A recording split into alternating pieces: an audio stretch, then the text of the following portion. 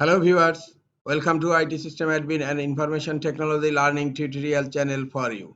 Today in this tutorial I am going to show you how to turn on text cursor indicator on Windows 11 computer. Sometimes it becomes very important for you, so don't forget to watch full video. To turn on text cursor indicator on Windows 11 computer, click on Start menu. Now click on Settings. In left pane, click on Accessibility. Here you will find an option Text Cursor. Click on Text Cursor.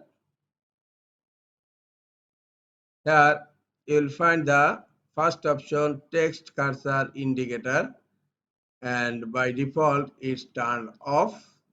Just click here to turn it on.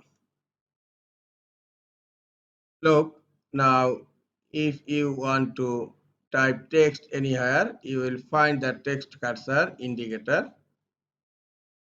Look, this is the text cursor indicator. If you turn it off, you will not find the text cursor indicator. Look, no text cursor indicator here.